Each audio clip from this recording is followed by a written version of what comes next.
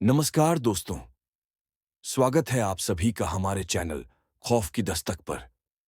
आज हम लेकर आए हैं एक ऐसी सच्ची आपबीती जो किसी जान को बचाने या किसी को मारने की कहानी नहीं, बल्कि डर के भीतर छुपे धर्म की यात्रा है। यह कहानी है एक ट्रक ड्राइवर और उसके खलासी की, जो दरभंगा से नेपाल बॉर्डर तक चारा लाने जाते हैं। रास्ता साधारण है, न किसी की हत्या होती है, न कोई बचाया जाता है। बस भय से मुलाकात होती है और भय बदल जाता है दर्शन में। नेपाल की घाटियों से लेकर गौ स्मृति के मैदानों तक, छाया गाय से लेकर मौन के मंदिर तक, यह यात्रा बताती है कि गाय को बचाना धर्म नहीं, गाय को मानना धर्म है। यह कहानी सिर्फ डराने के लिए नहीं, बल्कि डर को समझाने के लिए है। क्योंकि सच्चा धर्म चिल्लाता नहीं, चुपचाप जीवन में उतरता है। तो तैयार हो जाइए एक ऐसी मौन यात्रा के लिए जो आपकी सांसें रोक देगी, पर आपकी सोच बदल देगी। यात्रा शुरू होती है भय से और खत्म होती है धर्म पर। मैं दरभंगा का रहने वाला, नाम विकास झा, पेशे से ट्रक ड्राइवर। बाबा का संस्कार मिला है। गाय, गौ माता, धर्म, पूजा, संध्या, ये सब मेरी आदतों में शामिल है। सुबह की शुरुआत भी दूध, तुलसी में जल और ऊं नमः शिवाय के साथ होती है। ट्रक चलाना बस रोजी रोटी है, पर धर्म, वो मेरी पहचान है। मेरे साथ मेरा खलासी, छोटा सा लड़का, नाम चंदन यादव। उम्र होगी बस 18-19, पर चलन फिरन ऐसा कि मानो बचपन अभी गया ही नहीं। आज हमें एक खास सामान लेकर रक्सौल बॉर्डर पहुंचना था। वहां से काठमांडू की ओर सामान जाएगा। सामान क्या है, ये जानकर मुझे गर्व होता है। मवेशियों के चारे और पूजा में इस्तेमाल होने वाली सामग्री, गोबर के उपले, कपूर, अगरबत्ती और कुछ मंदिरों के वास्तु सामान। अजीब बात है, इन चीजों को भी नेपाल में चोरी छिपे ले जाया जाता है, क्योंकि वहां नियम कड़े हैं। खासकर पशु और हवन पूजन से जुड़े सामान को सीमाओं पर बार बार चेक किया जाता है। ट्रक के सामने बड़ा सा लिखा था, हर हर महादेव, और साइड में छोटी सी लाल चिट्टी ध्वजा, जिससे मुझे हमेशा लगता है कि ट्रक भी भक्त है। सुबह 4 बजे मैं और चंदन दरभंगा से निकले। ठंड की हल्की धुंध थी, कोहरे में सड़क गीली सी, धुंधलापन ऐसा कि हेडलाइट भी बस थोड़ा सा आगे दिखा पा रही थी। मैं बाईं तरफ शिव की छोटी प्रतिमा और गंगा जल की बोतल रखकर इंजन को हाथ लगाते हुए बोला, ओम त्र्यंबकम यजामहे, और ट्रक गड़गड़ाहट के साथ चालू हो गया। चंदन भी मुस्कुराया और बोला, गुरुजी, आज भी पूजा करके निकले, अब रात में डर कोई नहीं दिखेगा। मैंने उसे हंसते हुए कहा, डर किससे, हम तो गौ रक्षक हैं, भगवान के रास्ते चलने वाले आदमी।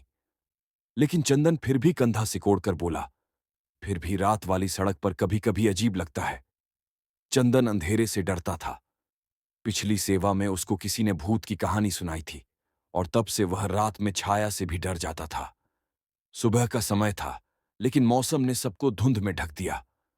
सड़क खाली, चाय की दुकानों के बाहर बैठे कुछ लोग तसले में अंगार जलाए, कुछ गायें किनारे बैठी खाली सड़क को घूर रही थीं।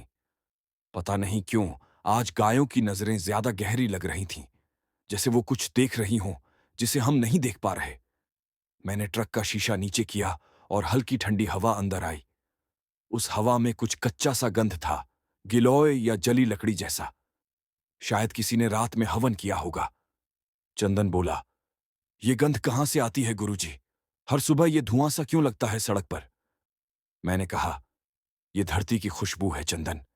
ये जगह पुरानी है, यहां हर पेड़ में इतिहास है। कुछ बातें तुम महसूस करते हो, कुछ नहीं समझ पाते। उसने बात मान तो ली, पर उसके चेहरे पर भय ही था, जैसे वो समझना नहीं चाहता था कि जो दिखाई नहीं देता वो भी मौजूद होता है। पूरे रास्ते हमने भक्ति के भजन चलाए, बम भोले, बम बम भोले। ट्रक की आवाज और भक्ति दोनों मिलकर अजीब सा माहौल बना रहे थे। धुंध बढ़ती जा रही थी, सड़क कम, सफेद बादल ज्यादा दिख रहे थे। जब हम मोतिहारी के पास पहुंचे, सड़क काफी सुनसान थी। सुबह का समय था, पर अजीब सी चुप्पी। रास्ते में कहीं भी चाय की दुकानें खुली नहीं थीं। आमतौर पर इन रास्तों पर सुबह सुबह ट्रक और बसें खूब दिखती हैं। ड्राइवर लोग चाय पीते हैं, खलासी बीड़ी सुलगाते हैं। लेकिन आज सड़क मानो सो रही थी, किसी सुनसान श्मशान की तरह। चंदन बोला, गुरुजी, ये सड़क आज शायद ठीक नहीं। मैंने हंसते हुए कहा, सड़क का भी दिन खराब होता है क्या? चल, चुपचाप बैठ। भूत प्रेत नहीं होते, बस मन में होते हैं। लेकिन मैं खुद भी महसूस कर रहा था कि आज कुछ अलग है। हवा ठंडी नहीं, भारी थी, जैसे किसी का बोझ हो। धुंध कम नहीं हो रही थी, बल्कि जैसे सड़क से चिपक रही हो, मानो रास्ते को निगल रही हो। कुछ देर बाद मैंने ट्रक धीमा कर दिया, क्योंकि सामने सड़क पर गायें बैठी थीं। 4 गायें, बिल्कुल बीच सड़क में। धीरे धीरे ट्रक रोककर मैंने कहा, देखा, ये गौ माता हैं। इनकी वजह से ही सुरक्षित रहते हैं। ये रास्तों की रक्षा करती है। मैंने ट्रक से उतरकर गायों को रास्ते से हटाने की कोशिश की, पर वो हिली ही नहीं। उनमें से एक की आंखें चमक रही थीं, जैसे लाल सी। मैं पीछे हटता, उससे पहले ही उसने अपनी गर्दन ऊपर उठाई और सड़क की दूसरी ओर देखने लगी, जैसे किसी को देख रही हो। मैंने उस दिशा में देखा, पर धुंध के अलावा कुछ नजर नहीं आया। अचानक हवा तेज चलने लगी। ट्रक के ऊपर लगी लाल ध्वजा जोर से फड़फड़ाने लगी। उसी समय वो गायें एक साथ खड़ी हुईं और धीरे धीरे रास्ते से हटकर किनारे चली गईं। कभी किसी गाय को इतनी अनुशासन से चलते हुए नहीं देखा था। चंदन ने डरते हुए पूछा, गुरुजी, इन्होंने ऐसे क्यों किया? मैंने शांत रहते हुए जवाब दिया, ये पशु हैं, इनकी अपनी समझ होती है। कभी कभी ये हमारी रक्षा करते हैं। पर मैं अंदर से उतना शांत नहीं था जितना दिख रहा था। मुझे ऐसा लगा कि गायें किसी अदृश्य चीज को रास्ता दे रही थीं, जैसे कोई गुजरना चाहता हो। ट्रक फिर चालू किया और धीरे धीरे आगे बढ़ा। थोड़ी देर बाद आसपास पेड़ कम होते गए और खेत खुलने लगे। सड़क के दूर दूर तक सिर्फ धुंध और टूटी पटरियां दिखती थीं। तभी मैंने देखा, सड़क के किनारे दूर सफेद कपड़ों में कोई चल रहा था।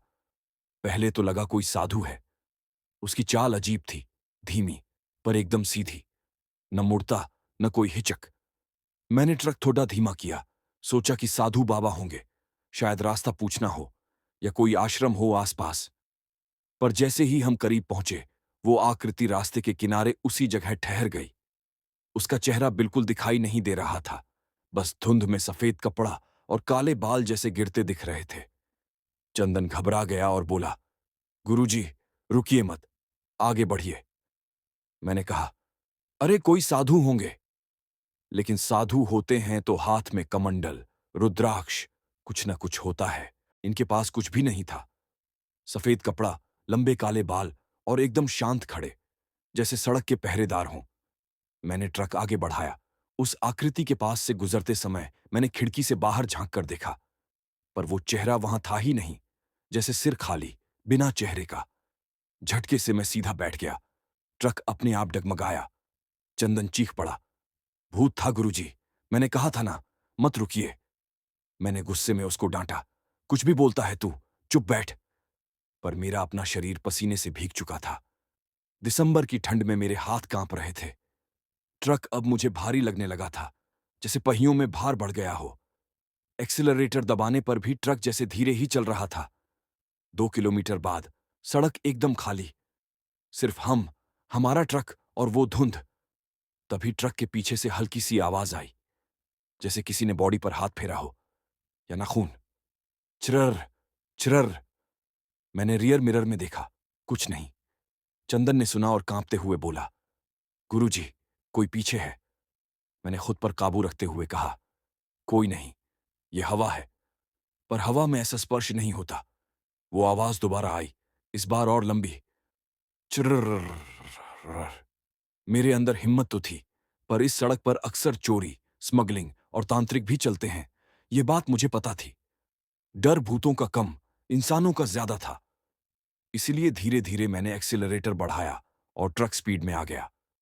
चंदन धीरे से बोला, गुरुजी, वो साधु नहीं था।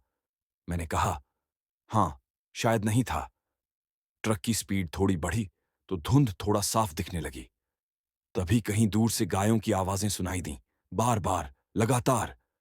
एक ही दिशा से कई गायें रंभा रही थीं, जैसे चेतावनी दे रही हों। मेरे रोंगटे खड़े हो गए। आवाज सड़क के सामने से आ रही थी, धुंध के अंदर से।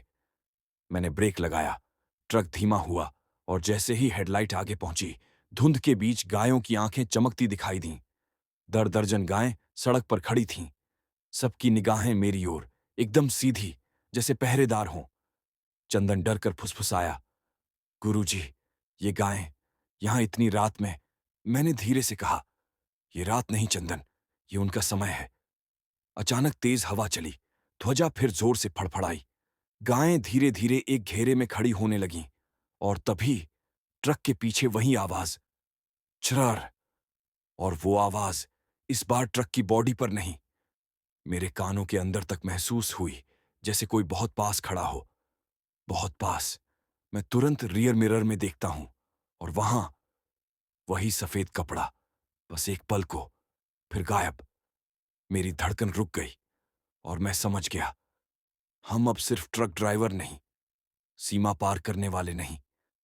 आज हम एक ऐसे रास्ते के मेहमान हैं जहां किसी और का कब्जा है और हमसे सिर्फ एक उम्मीद है, डरना। गायों का वह घेरा मेरे ट्रक की हेडलाइट में किसी तांत्रिक मंडल जैसा लग रहा था। वे चुप थीं, लेकिन उनकी नजरों में कुछ था, चेतावनी या पहरा। मेरी सांसें इतनी भारी हो गई थीं कि एक एक लम्हा गले में अटक रहा था। चंदन मेरे पास सिमटा पड़ा था, उसकी उंगलियां स्टीयरिंग को पकड़े मेरे हाथ तक पहुंच चुकी थीं। वह कुछ नहीं बोल रहा था, शायद बोलने की हिम्मत ही नहीं बची थी। मैंने धीरे से रुद्राक्ष की माला को छुआ और मन ही मन AUM नमः शिवाय का जाप करने लगा। जैसे ही मेरा ध्यान मंत्र में गया, हवा थोड़ी शांत हुई। ऐसा लगा जैसे किसी ने मेरे कानों में फूंक मारी हो। गायों की आंखें भी जैसे स्थिर हो गईं, मानो किसी संकेत का इंतजार कर रही हों। तभी वह आवाज, फिर वही खरोंच, चरर। इस बार वह आवाज ट्रक के ऊपरी हिस्से से आई, सीधा केबिन के ऊपर से, जैसे कोई ऊपर बैठकर सरक रहा हो, धीरे धीरे, अपने लंबे नाखून घसीटते हुए। फौरन ट्रक की छत पर धप की एक आवाज हुई। चंदन चीखते हुए फुसफुसाया, गुरुजी, ऊपर कोई है। मैंने कुछ पल तक सांस रोकी, कुछ कहा नहीं, सिर्फ कानों को रोककर सुना। ऊपर कोई बहुत धीरे धीरे खिसक रहा था, मानो घुटनों के बल, या शायद रेंगते हुए। गायें तब भी शांत थीं, उन्होंने हमें नहीं देखा, सिर्फ कहीं दूर घूर रही थीं, जैसे जो ऊपर है उससे उनका वास्ता हो। मैंने एक पल को सोचा कि इंजन बंद करके नीचे उतर जाऊं, लेकिन मेरे पैर इतने भारी हो चुके थे कि जैसे ट्रक के फर्श से चिपक गए हों। मैंने मन में मंत्र दोहराया और धीरे धीरे एक्सीलरेटर दबाया। ट्रक आगे बढ़ा। गायों ने हमें रोकने की कोशिश नहीं की, वे बस घूरती रहीं। किस ओर, यह मैं नहीं समझ पाया। जैसे ही ट्रक उनके बीच से आगे निकला, ऊपर की आवाज अचानक रुक गई। छत पर किसी की मौजूदगी एकदम शांत हो गई, जैसे जो भी था वह वहीं टिक गया हो। बीच बीच में हवा ऐसे फटके दे रही थी जैसे ध्वजा को बिजली की छड़ी से मारा गया हो। धुंध अब और भी घनी लगने लगी। सड़क गायब, बस सफेद धुएं का अंतहीन रास्ता। ट्रक चलाते चलाते मैं अपनी ही धड़कनों की आवाज सुन रहा था। चंदन धीरे से बोला, गुरुजी, वो जो छाया थी, क्या वही ऊपर है? मैंने उसे शांत रहने को कहा। कुछ नहीं है चंदन, हवा ने कपड़ा फाड़ा होगा, आवाज आई होगी, बस। लेकिन मेरे अपने शब्दों में भरोसा नहीं था। वह आकृति जो धुंध में थी, जो बिना चेहरे की थी, वो साधु नहीं थी, वो मनुष्य नहीं था, वो कुछ भी हो सकता था। थोड़ी देर बाद सड़क थोड़ी खुली, मगर अब ट्रक इतना भारी लग रहा था कि जैसे पहिए कंक्रीट पर नहीं, किसी दलदल में चल रहे हों।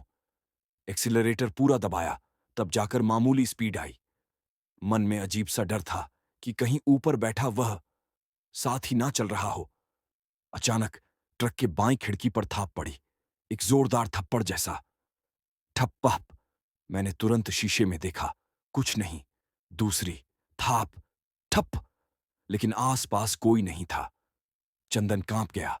वह अपने कान बंद कर रुद्राक्ष पकड़े मंत्र बड़बड़ा रहा था। मैं सिर्फ सड़क पर नजर गड़ाए था। पता नहीं क्या पीछा कर रहा था, पर कुछ तो था जो चाहता था कि हम मुड़कर देखें। पर मैंने नहीं देखा। ट्रक चलता रहा और पीछे से आवाज आई, ठप, ठप, ठप। ऐसा लगा जैसे कोई पीछे से ट्रक को पुकार रहा हो या खुद को ट्रक पर चढ़ाए जाने की कोशिश कर रहा हो। हेडलाइट के सामने अब धुंध कम हो रही थी। मैं मन ही मन समझ रहा था, रक्सौल बॉर्डर अब दूर नहीं। शायद यही वजह है कि ये सब हो रहा है। जैसे ही सड़क के स्वागत बोर्ड का धुंधला सा नीला निशान दिखाई दिया, अचानक हवा थम गई। ट्रक हल्का हो गया, जैसे ऊपर बैठा भार अचानक उतर गया हो। मुझे स्टीयरिंग हल्का महसूस हुआ। लगा अब बस कुछ ही मिनटों में भीड़, दुकानें, चेक पोस्ट दिख जाएंगे। पर रक्सौल का इलाका जितना भीड़भाड़ वाला होता है, आज उतना ही सुनसान था। सड़कें खाली, चाय की दुकानें बंद, कोई बस या ऑटो नहीं।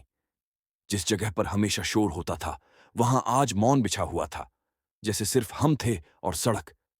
चंदन ने धीरे धीरे खिड़की से बाहर देखा और बोला, गुरुजी, इतना सन्नाटा तो लॉकडाउन में भी नहीं था। मैंने भी महसूस किया, ये सामान्य नहीं है, कुछ तो है। जैसे ही हम बॉर्डर चेकपोस्ट के करीब पहुंचे, एक अजीब दृश्य दिखाई दिया। चेकपोस्ट का गेट आधा खुला था, पर वहां कोई सुरक्षाकर्मी नहीं था। आमतौर पर वहां बीएसएफ, एसएसबी के जवान रहते हैं, पर आज एक भी नहीं। मैंने ट्रक रोकना चाहा, तभी सामने एक अंधेरा सा साया गेट के पास से हटता हुआ दिखा। ऐसा लगा जैसे कोई चोगा पहने व्यक्ति दरवाजे की आड़ में छुपा। ट्रक की रोशनी उस पर नहीं पहुंच पाई, लेकिन उसका कद लंबा था, इंसान से ज्यादा लंबा। चंदन मेरी ओर झुककर फुसफुसाया, गुरुजी, हमें वापस जाना चाहिए। वापस? इस धुंध में? उस जगह जहां गायें खड़ी थीं और जहां कुछ हमारे ऊपर था? नहीं, वापस जाना आसान नहीं था। मुझे रोड ही सुरक्षित लग रही थी, चाहे उसमें कितना भी रहस्य क्यों ना हो। मैंने धीरे धीरे ट्रक आगे बढ़ाया। जैसे ही ट्रक ने गेट पार किया, चेकपोस्ट की दीवार पर कुछ लिखा दिखा, काले कोयले जैसा, शायद कीचड़ से लिखा गया था, सीमा पार, डर पार। मैंने पूरी ताकत से ट्रक आगे बढ़ाया। जैसे ही बॉर्डर की जमीन पार की, चर्रा दर, वो आवाज फिर सुनाई दी। इस बार ट्रक के नीचे से, जैसे कोई लटक कर चल रहा हो, टायर के पास से। और उस आवाज के साथ हवा अचानक गर्म हो गई, जैसे किसी ने हमारे बीच कोई अदृश्य लाल लकीर खींच दी हो। चंदन ने डर के मारे आंखें बंद कर लीं। मेरा दिल खुद को संभाल रहा था। हम अब सीमा पार कर चुके थे, और शायद अब वह भी कर चुका था। कौन? जो हमारे ऊपर था, जो बिना चेहरे का था, जो गायों की नजरों में था, वह अब सीमा पार कर चुका था, ट्रक के साथ। मैंने पहली बार महसूस किया, इस यात्रा में हमारा कर्तव्य था सिर्फ डरना। और अब हम नेपाल के अंदर थे, और उसका साथ भी। नेपाल की जमीन पर पहियों के उतरते ही जैसे हवा बदल गई। अब धुंध कम थी, लेकिन एक अजीब सी चुप्पी हवा में बसी थी। सड़क खुली थी, मगर जैसे किसी अनदेखे पर्दे के पीछे से कोई हमें देख रहा हो। रक्सौल के बाद नेपाल की ओर ज्यादातर ट्रक, बसें, टैक्सी मिल जाती हैं, लेकिन आज वहां भीड़ के नाम पर सन्नाटा था। चंदन अब भी आंखों पर हाथ रखे मंत्र जप रहा था। उसके होंठ कांप रहे थे, शब्द लड़खड़ा रहे थे। मैं भी आश्चर्य में था कि वह बिना देखे भी इतने डर में क्यों है। क्या उसने कुछ महसूस किया था? हम जो देख नहीं पाए, क्या वह देख रहा था? मैंने धीरे से कहा, चंदन, आंख खोल, कुछ नहीं हुआ है, बॉर्डर पार हो गया, अब सब ठीक है। उसने अपने हाथ हटाए, पर आंखें खोलते ही फिर डर से सिहर गया। मैंने पूछा, क्या देखा? उसने धीमी आवाज में कहा, गुरुजी, ट्रक की खिड़की के बाहर सफेद कपड़ा जा रहा था। मैंने तुरंत शीशा बाहर झांका। कोई नहीं था, हवा भी शांत थी। सड़क पर बस कुछ पुराने पेड़ थे, जिनकी शाखाएं जैसे झुककर हमारी तरफ देख रही थीं। मैंने चंदन को आश्वासन दिया, कभी कभी दिमाग खेल करता है, ध्यान कहीं और रख। हम मंदिर जाएंगे, नेपाल में, वहीं शांति मिलेगी। यह सिर्फ उसे समझाने के लिए नहीं था, खुद को भी। धर्म ही हमारा सहारा था। गौ रक्षक के रूप में मुझे विश्वास था कि गाय और भगवान हमें बचाएंगे, या कम से कम सही रास्ता दिखाएंगे। कुछ किलोमीटर चलते ही हमें पहली जीवित हलचल दिखी। सड़क किनारे एक छोटा सा चाय का टीन शेड होटल। बाहर बस एक बूढ़ा आदमी, जिसका चेहरा ज्यादातर सफेद दाढ़ी में छिपा था। उसके सामने लकड़ी का छोटा सा हवन कुंड, जिसमें सूखे नीम की छाल धीरे धीरे सुलग रही थी। धुआं ऊपर उठ रहा था, पर अजीब तरह से हवा में फैलने की बजाय उसी जगह मंडरा रहा था। मैंने ट्रक रोका और चंदन से कहा, चल, चाय पीते हैं, शायद मन अच्छा हो जाए। हम नीचे उतरे। ठंडी हवा में उस हवन कुंड की गर्माहट अजीब सी लग रही थी, जैसे अग्नि धुएं से ज्यादा कुछ जगा रही हो। बूढ़ा हमें देखते ही बोला, भारत से आए? मैंने हाँ में सिर हिलाया। वह मुस्कुराया। यहां इस समय कोई नहीं आता। उसके स्वर में साधारण बात छिपी थी, जैसे चेतावनी थी, लेकिन साफ नहीं। मैंने कहा, सामान लेकर आए हैं, मंदिरों में चढ़ेगा। रास्ते में धुंध बहुत थी। बूढ़े ने मेरी आंखों में देखा। उसकी नजरें जैसी उम्र से भारी नहीं थीं, बल्कि किसी अनुभव से भरी थीं। उसने कहा, जहां धुंध हो वहां अदृश्य चलता है। आंखें नहीं देखती, लेकिन धरती समझती है, गायें भी समझती हैं। मैं चौंका। उसने गायों का जिक्र खुद ही किया। मैंने पूछा, क्या यहां भी गायों को लेकर कुछ डर लगता है?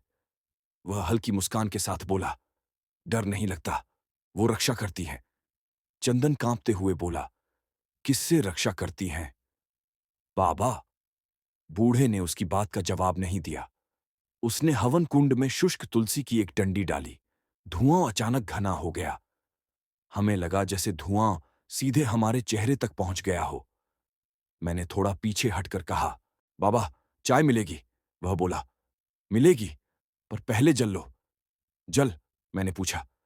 वह धीमे स्वर में बोला, यह नीम, तुलसी, धूप शुद्ध के लिए, जो पार आया है उसे दूर रखने के लिए। मेरी रीढ़ में ठंडक दौड़ गई। हम दोनों एक दूसरे को देखने लगे। उसने हमसे कुछ नहीं पूछा, लेकिन जानता था कि हम कुछ लेकर आए हैं, और शायद हमसे पहले वह चीज ही आई थी। मैंने साहस कर पूछा, आपने देखा? क्या? उसने हवन कुंड की ओर इशारा किया। ये आग बता देती है, आज उसके छूने से धुआं ऊपर नहीं जा रहा। इसका मतलब कोई छाया पीछे है, कोई शरीर वाला नहीं। चंदन डरकर मेरे पीछे छुप गया। मैंने कंठ सूखते हुए हिम्मत जुटाई। अगर ऐसा है तो क्या करें? बूढ़ा शांत आवाज में बोला, कुछ मत करो। जितना डरोगे उतनी ताकत बढ़ेगी, जितना शांत रहोगे उतनी कमजोर होगी। चंदन घबराया। गुरुजी, हमें प्रार्थना करनी चाहिए क्या? बूढ़ा वहीं सुन रहा था। उसने कहा, प्रार्थना मन की होती है, आवाज की नहीं। मन को डगमगाओ मत। अभी तुम दोनों सुरक्षित हो, पर रात का रास्ता खाली मत जाना। मैंने पूछा, क्यों? उसने आंखें ऊपर कर देखीं, मानो किसी और से बात की हो। वो जिस पर सवार हो वही उसका रास्ता बनता है। यह वाक्य सुनकर मेरे पैरों से जमीन खिसक गई। वह सवार शब्द, क्या वह ऊपर था, ट्रक पर, छत पर, नीचे टायर के पास? क्या वह हमारा पीछा नहीं, बल्कि हमारे साथ चल रहा था? मैंने सवाल पूछना चाहा, पर तभी चंदन की तेज चीख निकल गई। मैंने पलटकर देखा। ट्रक के पीछे लगे पेंट में कुछ बदला था। जहां लाल रंग में लिखा था, हर हर महादेव, उसके नीचे जैसे किसी ने उंगली से कुछ खींचा हो। लंबा, उलझा, तिरछा निशान, जैसे सफेद कपड़ा मिट्टी से रगड़ गया हो। लिखा था, डर में ही दर्शन है। चंदन जमीन पर बैठ गया। गुरुजी, वो साथ आया है। मेरे लिए शब्द नहीं बचे थे, पर बूढ़ा धीमे स्वर में हंसा। हंसी डरावनी नहीं, गहरी थी। उसने कहा, दर्शन बुरे नहीं होते, बुरा बस मन बनाता है। मैंने पूछा, तो हमें डरना चाहिए या नहीं? बूढ़े ने आंखें बंद कर दी। डरना सीखो, पर डराने मत देना। डर तुम्हें चोट नहीं पहुंचाएगा, पर जो डर पैदा हो जाए वह तुम्हारा स्वामी बन जाएगा। मुझे उस क्षण समझ नहीं आया कि ये हमें समझा रहा है या उस चीज को जो हमारे साथ है। उसने हमें चाय दी। चाय में तुलसी की गंध इतनी तेज थी कि मानो काढ़ा पी रहे हों। उसने 2 पत्ते तुलसी के हमारी जेब में रखने को कहा। चंदन रोते हुए बोला, ये भूत है क्या? बूढ़ा शांत होकर बोला, भूत शब्द मत बोलो। जो बिना देह है वो राह का यात्री है, बस। चंदन हकलाया, तो क्या वो हमसे जाएगा? बूढ़ा बोला, हां, जब तुम उसे बिना डर से स्वीकार कर लोगे तब वह खुद चल देगा। मैंने पहली बार महसूस किया, हम युद्ध में नहीं, किसी अनकहे मिलन में हैं। कुछ देर बाद हम ट्रक में लौटे। मैंने इंजन स्टार्ट किया। ध्वजा फिर हिली, पर हवा नहीं थी। चंदन धीरे धीरे बोला, गुरुजी, अब कहां? मैंने ट्रक आगे बढ़ाते हुए कहा, मंदिर। चंदन ने पूछा, कौन सा? मैंने सड़क की ओर देखा। वहीं दूर काला धुआं उठ रहा था, किसी शिव मंदिर की दिशा से। मैंने कहा, जहां धुआं उठ रहा है वहीं भगवान हमारा इंतजार कर रहे हैं।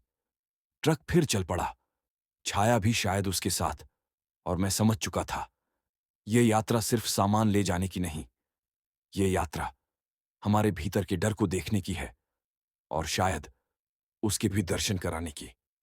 ट्रक की दिशा अब उस धुएं की ओर थी जो दूर पहाड़ी किनारे से उठ रहा था।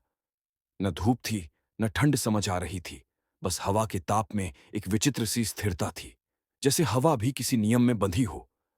चंदन बस खिड़की से बाहर देख रहा था। उसके चेहरे पर अब डर के साथ साथ जिज्ञासा भी थी। वह पूछने की हिम्मत जुटा रहा था, पर बोल नहीं पा रहा था। मुझे लगा बोलने से ज्यादा कुछ महसूस करना बेहतर है। कुछ किलोमीटर बाद सड़क कच्ची होने लगी। ट्रक के टायर मिट्टी पर फिसल रहे थे, लेकिन इंजन ऑडली शांत था।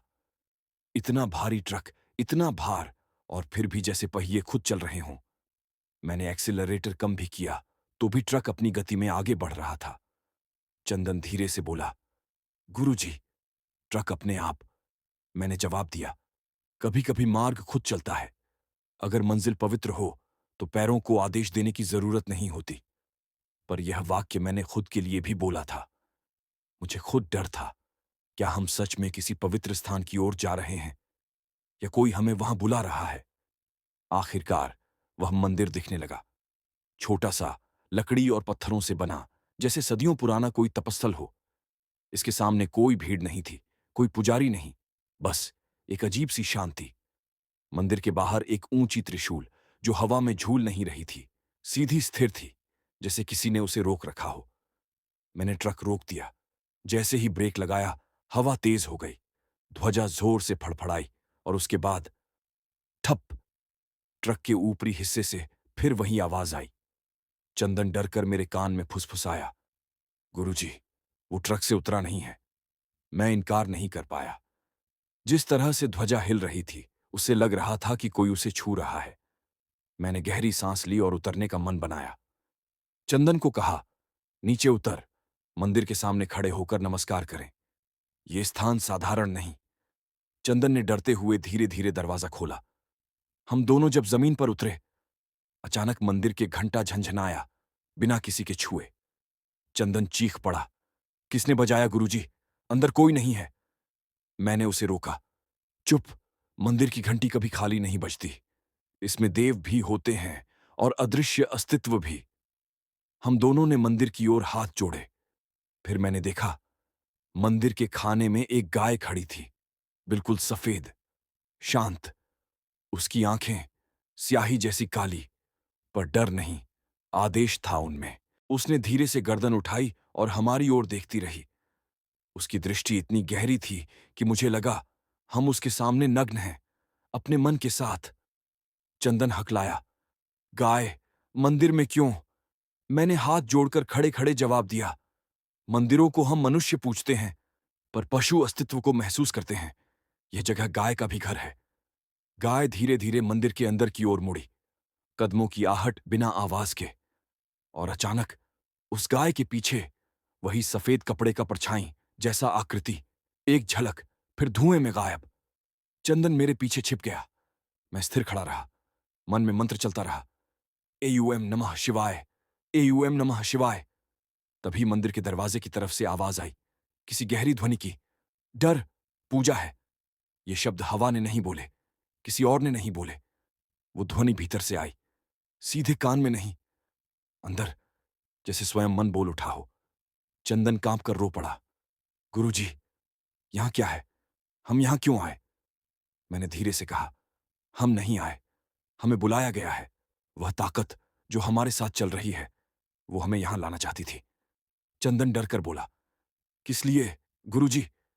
मैंने धीमी आवाज में कहा, दिखाने के लिए कि डर शत्रु नहीं, वो भी दर्शन है। अचानक मंदिर की घंटी फिर बजी, इस बार इतनी जोर से कि हमारे कान झंझना उठे। गाय फिर उधर मुड़ी, और इस बार उसकी आंखें लाल नहीं, गहरी नीली चमक में बदल गईं। मैं पहली बार समझा, हम गौ रक्षक हैं, पर गाय सिर्फ शरीर नहीं, वह भी चेतन तत्व है। उसकी दृष्टि में देव भी है और अदृश्य शक्तियां भी। मंदिर के अंदर ध्वजाएं खुद ब खुद हिलने लगीं। धूप की खुशबू नहीं, बल्कि जली हुई रुद्राक्ष जैसी सुगंध उठ रही थी। चंदन घुटनों से गिरकर बोला, गुरुजी, हमें जाना चाहिए, मैं डर से मर जाऊंगा। मैंने उसे थामते हुए कहा, तू मर नहीं रहा, तू डरना सीख रहा है, और जो डरना सीख जाए उस पर कोई शक्तियां अपना अधिकार नहीं रखती। चंदन मेरी आंखों में देखने लगा। पहली बार उसके चेहरे पर हिम्मत की हल्की झलक आई। तभी हमारे पीछे ट्रक के हॉर्न बजा। ट्रक अपने आप हॉर्न मार रहा था। पोंपों, पोंपों, धीमी नहीं, घंटी के स्वर जैसा, जैसे कोई संकेत। मैंने पलट कर देखा। ट्रक की हेडलाइट अपने आप जली हुई थी और ट्रक के बोनट के ऊपर वही सफेद आकृति घुटनों के बल बैठी धीरे धीरे हमें देख रही थी। बिना चेहरा, बिना आंखें, लेकिन मौजूद। चंदन जड़ हो गया। मैंने आंखें बंद की। कुछ मत करना था, सिर्फ डर में स्थिर होना था। मैंने आंख खोलकर शांत स्वर में कहा, आइए, जहां जाना है ले चलिए हमें। और वह धीरे धीरे गाय के पीछे मंदिर के भीतर चली गई। धुआं उठने लगा, हवा शांत, ट्रक बंद। अब हमारा सफर शुरू होने वाला था। सामान लेकर नहीं, दर्शन लेकर। और शायद यह यात्रा किसी और की मर्जी से। मंदिर के भीतर गाय और वह सफेद आकृति जा चुकी थीं। धुआं भीतर से उठते हुए बाहर निकल रहा था, मानो मंदिर खुद सांस ले रहा हो। चंदन मेरे पीछे खड़ा था। उसके कदम कांप रहे थे, लेकिन भागने का साहस उसमें अब नहीं था। डर उसके भीतर बैठ गया था। और अजीब बात यह कि मुझे लग रहा था यही सही था। डर से भागने पर वह पीछा करता है, डर में ठहरने पर वह मित्र बन जाता है। शायद यह जगह, यह मंदिर यही सिखा रहा था। मैंने मंदिर की ओर कदम बढ़ाए। चंदन ने मेरा हाथ कसकर पकड़ लिया, जैसे कोई डूबते समय तिनके को पकड़े। उसके हाथ ठंडे थे, पसीने से भीगे हुए। मैंने शांत स्वर में कहा, डर को पकड़ो मत, महसूस करो। डर तुम्हें मारने नहीं आया है, दिखाने आया है। चंदन ने कांपते हुए मेरी ओर देखा। क्या दिखाने आया है गुरुजी? मैंने कहा, जो दिखाई नहीं देता वही। और हम मंदिर के द्वार तक पहुंचे। सीढ़ियां पत्थर की थीं, चिकनी, जैसे बरसों से किसी ने कदम नहीं रखा हो। फिर भी उनमें धूल न के बराबर, मानो जगह खाली हो पर छोड़ी हुई नहीं। हम अंदर प्रवेश कर गए। मंदिर में एक विशाल शिवलिंग था। उस पर चंदन, बेलपत्र, गंगा जल नहीं, बल्कि नीम और बेसन की राख लगी थी, जैसे इसे पूजा नहीं, रक्षा के लिए लिपटा गया हो।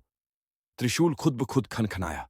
न हवा थी, न कोई छुआ, लेकिन उसने आवाज दी, लोहे और मंत्र की टकराहट जैसी। इससे पहले कि हम कुछ समझें, वही गाय शिवलिंग के सामने खड़ी थी। उसके पीछे सफेद आकृति, अब वह साफ दिखती थी। सफेद कपड़ा, काले बाल और चेहरा। चेहरा नहीं था, मानो कोई खाली खोल हो। एक शरीर, पर देखने के लिए आंखें नहीं। चंदन ने फिर से आंखें बंद कर लीं। मैं शांत रहा। गाय ने धीरे से घुटनों को मोड़ा, जैसे किसी आशीर्वाद में झुकी हो। वह शिवलिंग के पास लेट गई, और उसी क्षण उस सफेद आकृति ने भी अपने हाथ नीचे झुकाए। उसका स्पर्श शिवलिंग को नहीं हुआ, बस उसके सामने हवा को छुआ, और हवा का स्पर्श सीधे मेरी त्वचा पर लगा। उस छूने में गर्मी नहीं, ठंडक भी नहीं, बल्कि अस्तित्व था। मेरे भीतर अचानक एक शब्द उभरा, स्वीकृति। मैंने शिवलिंग की ओर देखा। उस पर राख जमी थी। यह राख पूजा की नहीं, यह तांत्रिक रक्षा की थी। इससे स्पष्ट था, यह मंदिर साधारण नहीं, यह पूजा का नहीं, रक्षा का स्थान था। जो यहां आता है वह संरक्षण चाहता है, या रोकनागामी। चंदन धीरे से बोला, गुरुजी, क्या वो भी देखने आया है भगवान को?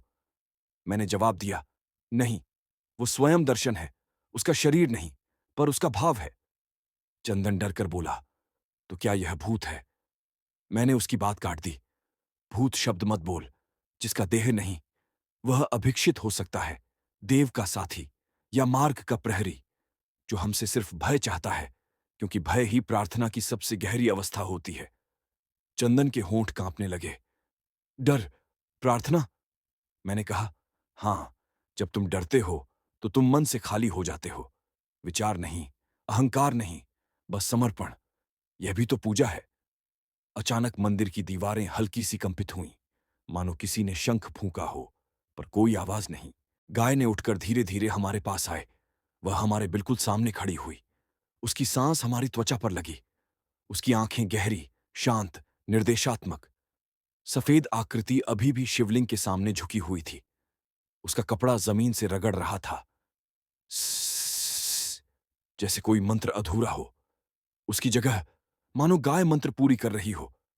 मैंने समझा, यह आकृति कोई बुरी चीज नहीं, ये मार्ग है, किसी अदृश्य के लिए, हमें डर में प्रवेश करवाने के लिए, ताकि हम देख सकें।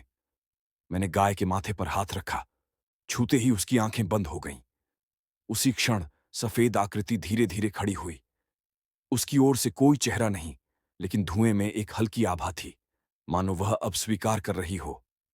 उसने ट्रक की दिशा में मुड़कर इशारा किया, न हाथ से, न सिर से, बल्कि हवा के बहाव से। हमारी दिशा तय हो चुकी थी। मैंने चंदन से कहा, अब हमें जाना है, हमारी यात्रा अभी पूरी नहीं हुई।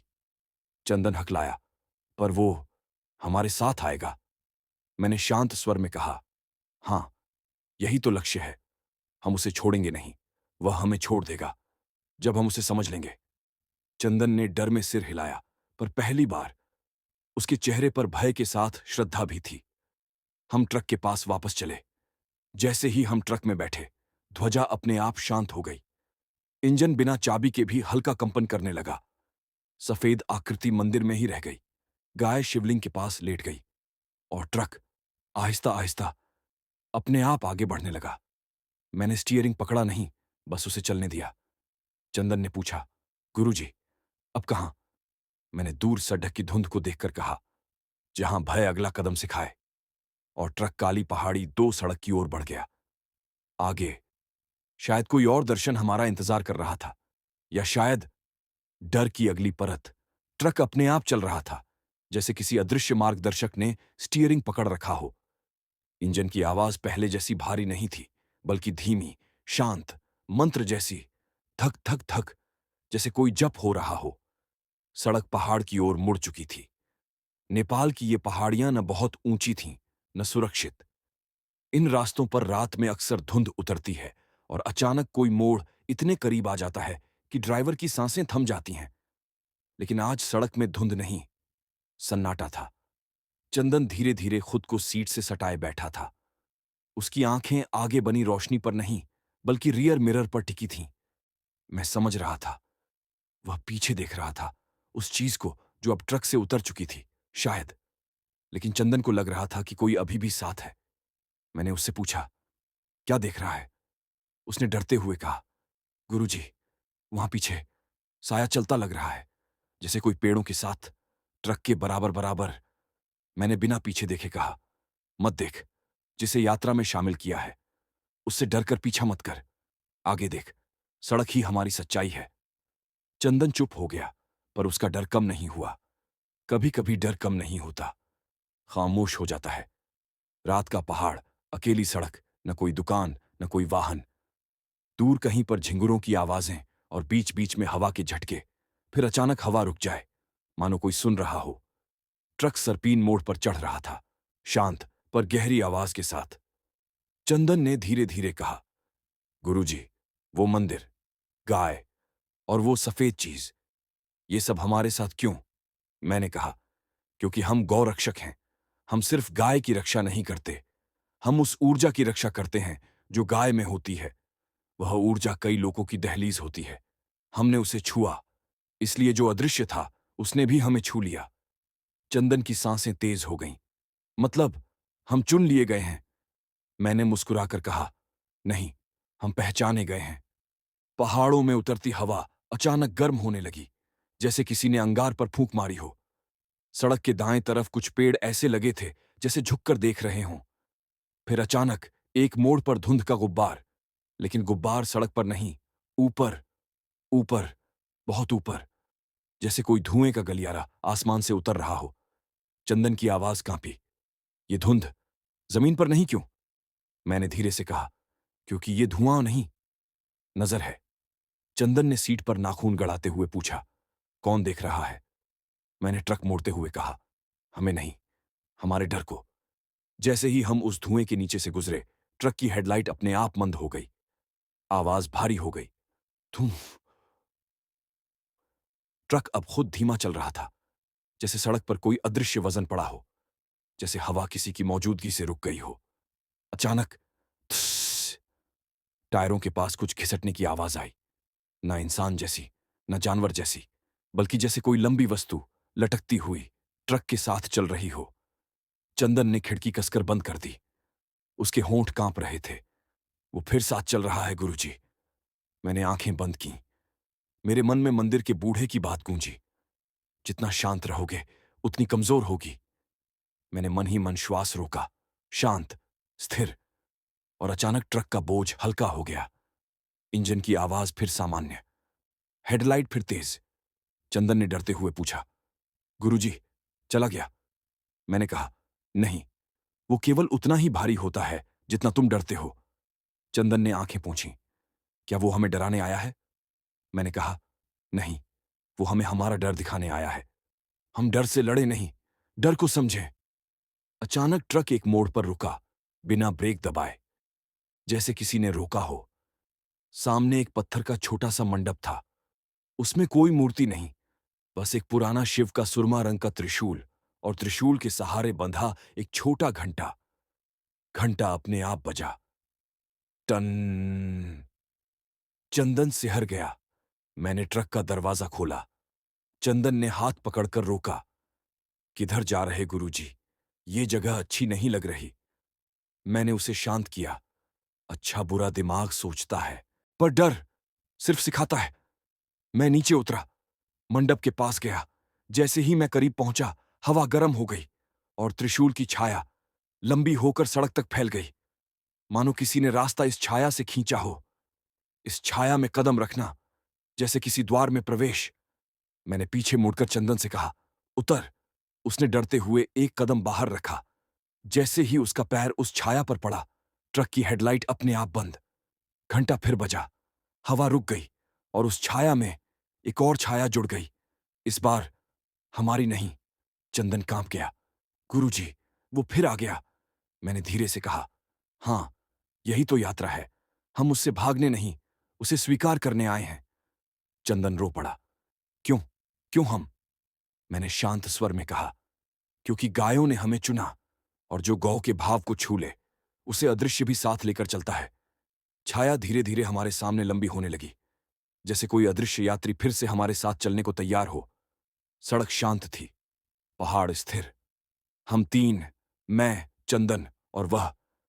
फिर ट्रक अपने आप स्टार्ट हुआ। हॉर्न नहीं, इंजन नहीं, बस कंपन, जैसे वह हमें बुला रहा हो, आओ, अगली दहलीज पर चलो। मैंने स्टीयरिंग पकड़ा नहीं, बस ट्रक में बैठ गया। चंदन कांपता हुआ मेरी बगल में। सामने पहाड़ी का अगला मोड़ और सड़क अंधेरी, मानो आंख बंद कर दी हो। मैंने ट्रक को चलने दिया और कहा, अगले दर्शन की ओर। ट्रक अब उस काली पहाड़ी के बीचों बीच चढ़ रहा था। स्टीयरिंग मेरे हाथ में था, पर नियंत्रण मेरे हाथ में नहीं। रास्ता, ट्रक और गति, तीनों मानो किसी अदृश्य नियम से बंधे हों। चंदन खामोश बैठा था, न रियर मिरर देख रहा था, न खिड़की के बाहर। अब वह चुप डर रहा था, पहले की तरह शोर करके नहीं। रास्ता मोड़ों से भरा था, लेकिन ट्रक खुद ब खुद हर मोड़ पर सही दिशा ले रहा था, जैसे किसी ने मुझसे पहले ही उसकी चाल तय कर रखी हो। हवा ठंडी थी, लेकिन स्पर्श में हल्की गर्माहट थी, जैसे कोई सांसें फेंक रहा हो।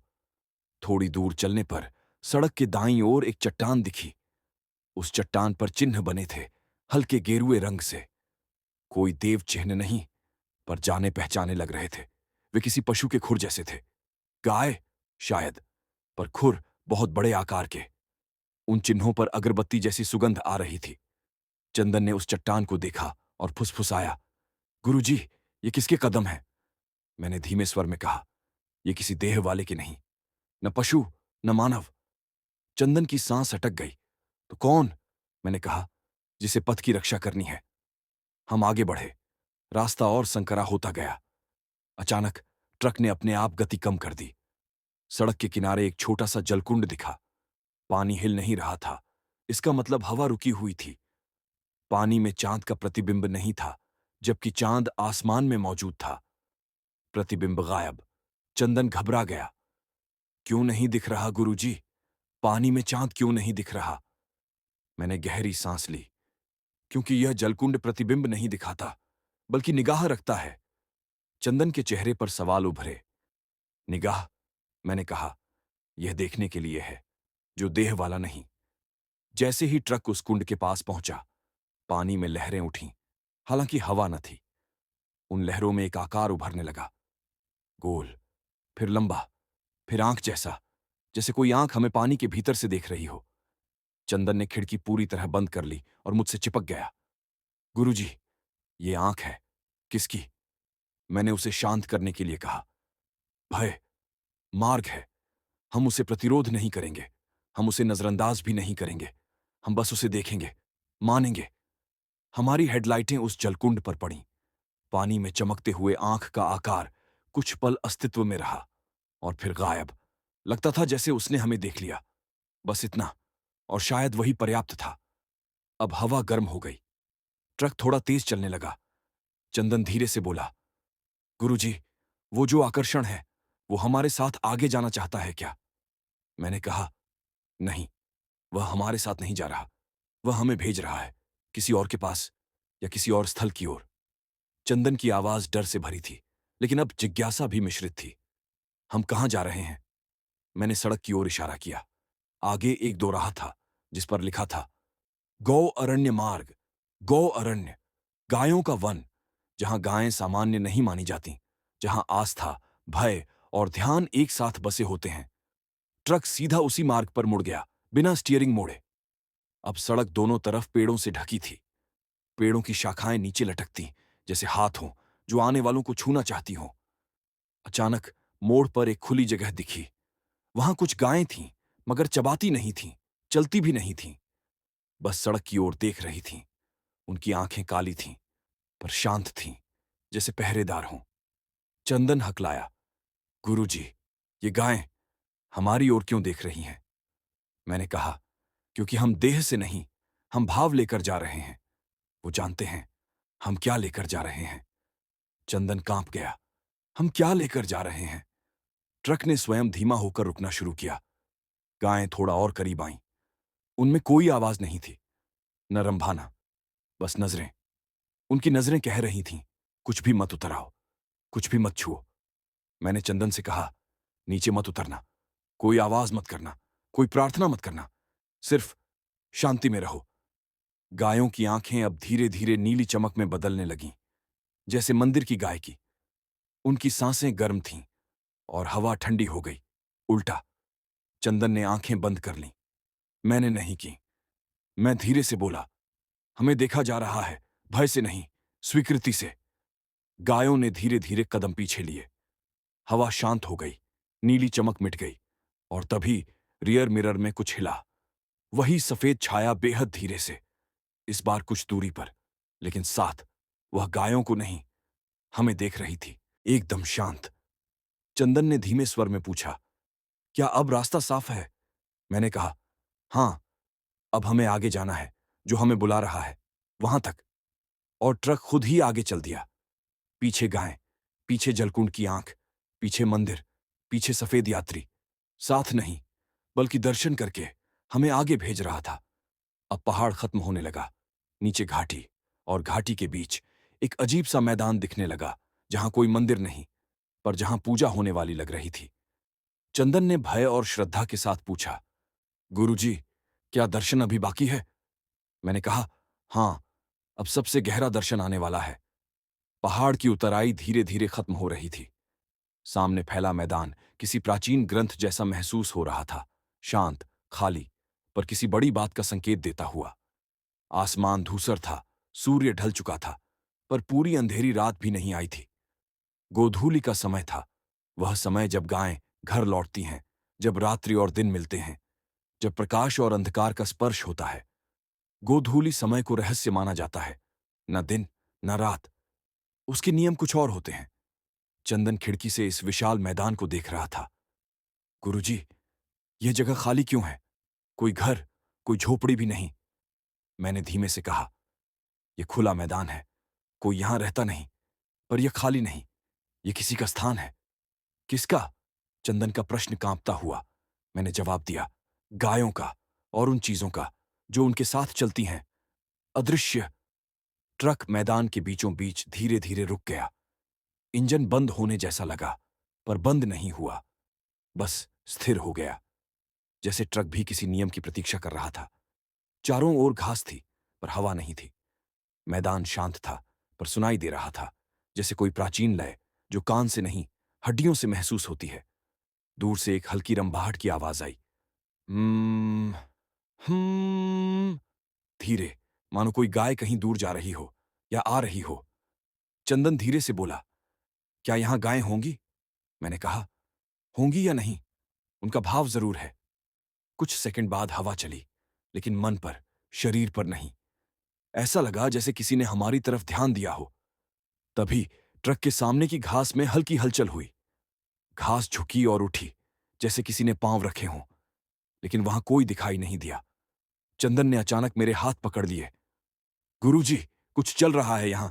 मैंने कहा, हां, उपस्थिति है, लेकिन डरना नहीं। चंदन रो पद्धा, पर क्या हम खतरे में हैं?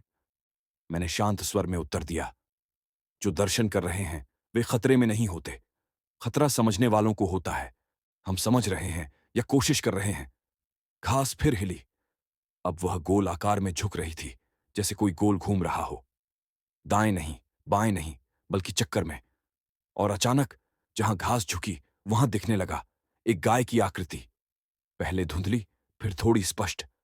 पर वह गाय देह वाली नहीं थी, वह छाया की गाय थी, पारदर्शी, आंखों में अजीब चमक, जैसे आकाश की राख चमक रही हो। चंदन हांफते हुए बोला, ये क्या है गुरुजी? मैंने मंत्र की तरह धीमे स्वर में कहा, ये वही है जो गाय के भाव को देखती है।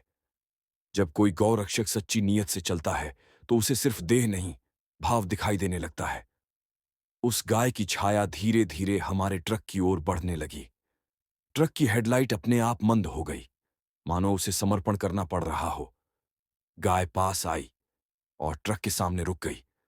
उसके भीतर से धुंध उठने लगी, धुंध जिसका कोई स्रोत नहीं।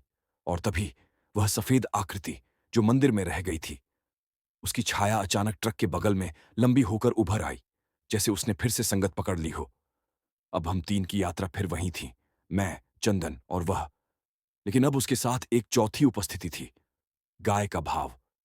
चंदन ने डर कर आंखें बंद कर लीं। मैंने नहीं। मैंने उस पारदर्शी गाय के माथे की ओर देखा। अचानक उसका माथा चमक उठा, जैसे नीली ज्योति। और मैं समझ गया, यह सिर्फ दर्शन नहीं, यह आदेश है। गाय का भाव हमें कहीं ले जाना चाहता है, कहीं ऐसा जहां हम अभी जाने के योग्य नहीं, लेकिन बुलाए गए हैं।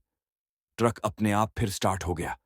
गति नहीं बढ़ी, पर चला, धीरे, स्थिर, जैसे कोई ध्यान कर रहा हो। गाय की छाया पीछे नहीं रह गई, वह हमारे साथ चल रही थी। न पैरों की आवाज, न सांस की, बस उपस्थिति। चंदन हकलाते हुए बोला, गुरुजी, अब कहां जा रहे हैं? मैंने कोई उत्तर नहीं दिया। मेरी आंखें सड़क पर थीं, पर मन किसी और संकेत पर। और तभी सड़क के अंत में, मैदान के किनारे, एक छोटा सा तपोभूमि जैसा स्थान दिखने लगा। आसमान में काला धुआं ऊपर नहीं जा रहा था, बल्कि नीचे उतर रहा था, मानो धरती उसे पी रही हो। वहां कोई शिव मंदिर नहीं था, कोई मूर्ति नहीं थी, सिर्फ एक पत्थर का चबूतरा और उस पर जली हुई राख। चंदन डरकर बोला, गुरुजी, ये क्या है? मंदिर भी नहीं। मैंने कहा, यह मंदिर नहीं, यह अधिष्ठान है, जहां सिर्फ किसी की प्रतीक्षा होती है। चंदन कांप गया। किसकी? मैंने धीमे स्वर में कहा, जिसके लिए हमें बुलाया गया है। ट्रक चबूतरों के सामने रुक गया। छाया वाली गाय सामने आकर स्थिर हो गई। और अचानक चबूतरे की राख में हलचल होने लगी, जैसे कोई वहां से उठने वाला हो। हवा गर्म, घास स्थिर और देह में सिहरन। मुझे महसूस हुआ, दर्शन अभी शुरू हुआ है। हम केवल द्वार तक पहुंचे हैं। जो अब आएगा वह न रूप होगा, न आवाज, वह अनुभव होगा। मैंने चंदन से कहा, अब जो भी हो, आंखें मत बंद करना। और हमारी दृष्टि सामने उठती राख की ओर थी। चबूतरे पर रखी राख धीरे धीरे हिल रही थी, जैसे किसी अदृश्य उंगली ने उसे स्पर्श किया हो। कोई हवा नहीं, कोई जानवर नहीं, फिर भी राख जीती हुई लग रही थी। वह केवल धूल नहीं थी, उसमें कुछ था, भाव, उपस्थिति, या शायद किसी का अंश। चंदन हांफते हुए, लगभग रोते हुए बोला, गुरुजी, वहां कुछ उठ रहा है, वो जीवित है क्या?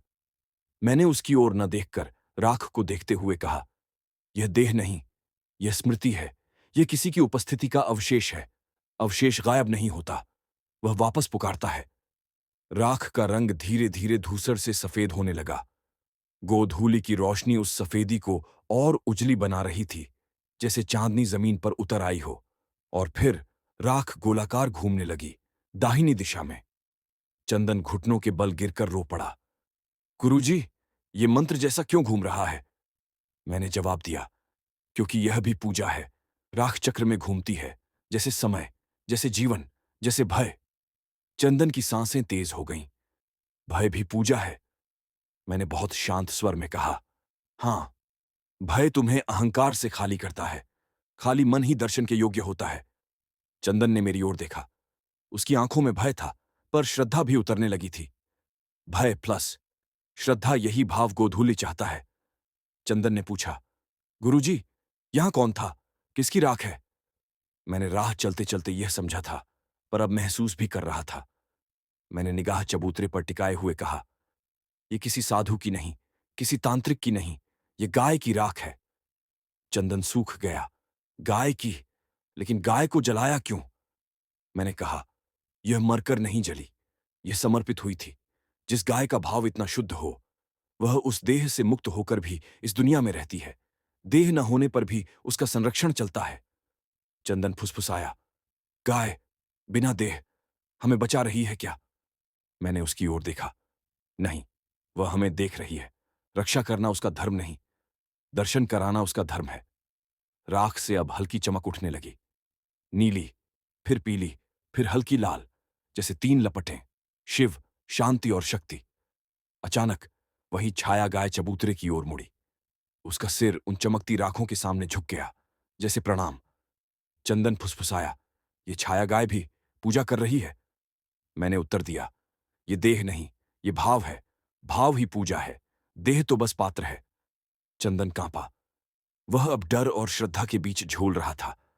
राख से अचानक एक हल्की गंध उठी, तुलसी, धूप और गोबर की एक साथ, जैसे हवन हो रहा हो, लेकिन कोई ध्वनि नहीं, न कोई मंत्र, न कोई शंख, बस गाय की विस्मृत उपस्थिति का आह्वान। चंदन ने अपना सिर मेरे कंधे से लगा दिया। गुरुजी, अब आगे क्या होगा? मैंने कहा, अब हमें स्वीकार करना होगा। चंदन ने पूछा, किसे? मैंने जवाब दिया, जो दिखता नहीं, जो बोलता नहीं, जो गाय के भाव को लेकर चलता है। और तभी राख ने अपना रूप बदलना शुरू किया। वह उठने लगी, ऊपर, जैसे कोई आकृति बन रही हो। वह न मनुष्य की तरह, न पशु की तरह, बल्कि किसी मध्यम रूप में। वह देहहीन पर आकारवान, वह मौन पर कहने वाली, वह शांत पर भयानक। चंदन डरकर चिल्लाया, गुरुजी, ये क्या है? मैंने धीमे स्वर में कहा, यह गाय की देह नहीं, उसका धर्म है। धर्म भी रूप लेता है, भाव के आधार पर। आकार लहर की तरह फिर डगमगाया और अचानक नीचे गिरकर स्थिर हो गया। हवा रुक गई, मैदान मौन। राख अब हिल नहीं रही थी, लेकिन वह जीवित थी। उस राख की ओर देखते ही मेरे भीतर एक वाक्य उभरा, बिना किसी आवाज के, डर से भागो मत, डर के आगे झुको नहीं, डर के साथ चलो। मेरे होंठ अपने आप हिले, मेरे बिना बोले शब्द बाहर निकले, हम तैयार हैं। चंदन ने भी सिर झुका दिया। उसने पहली बार डर को स्वीकार किया, लड़ाई की तरह नहीं, ध्यान की तरह। और तभी राख का रंग फिर सफेद हो गया, फिर से शांत, फिर से स्थिर, जैसे किसी ने उसे अनुमति देकर छोड़ दिया हो। और इसी क्षण हवा फिर चलने लगी, एक नरम ठंडी हवा, जैसे आशीर्वाद। ट्रक की हेडलाइट अपने आप जल उठी, छाया गाय गायब हो गई। सफेद यात्री की परछाई दूर पेड़ों तक सीमित हो गई। चंदन कांपते हुए बोला, गुरुजी, क्या दर्शन पूरा हो गया? मैंने कहा, नहीं, अब हम उपयुक्त हो गए हैं। चंदन रोते हुए मुस्कुराया, तो हम अब कहां जाएंगे? मैंने दूर पहाड़ के पीछे से उभरती अंधेरी सड़क को देखा, मानो किसी और सत्य की ओर बुलावा। अब वहां, जहां गाय का धर्म हमें ले जाए। ट्रक खुद आगे बढ़ने लगा। चंदन और मैं तैयार होकर एक अज्ञात यात्रा में प्रवेश कर रहे थे। ट्रक धीरे धीरे उस मैदान से आगे बढ़ रहा था। इंजन की आवाज बहुत धीमी थी, जैसे ट्रक हमसे रहस्यों को फुसफुसाते हुए आगे चल रहा हो। चंदन ने पहली बार अपने चेहरे पर किसी आध्यात्मिक खिंचाव जैसा भाव दिखाया। अब वह सिर्फ डर नहीं रहा था, वह समझने की कोशिश कर रहा था। उसने धीमे स्वर में पूछा, गुरुजी, अब कहाँ जा रहे हैं? क्या कोई और मंदिर है? मैंने दूर दिखती पहाड़ियों की ओर देखा। वहां कोई इमारत नहीं, न कोई घास का झुंड, न कोई इंसान। बस एक लंबा रास्ता था जो अंधेरे में घुल रहा था। मैंने कहा, अब हम मंदिर नहीं ढूंढेंगे, अब हमें बुलाया जा रहा है, जहां गाय का धर्म हमें बुलाता है। चंदन ने हल्की सांस ली। गाय धर्म? मैंने धीरे से समझाया।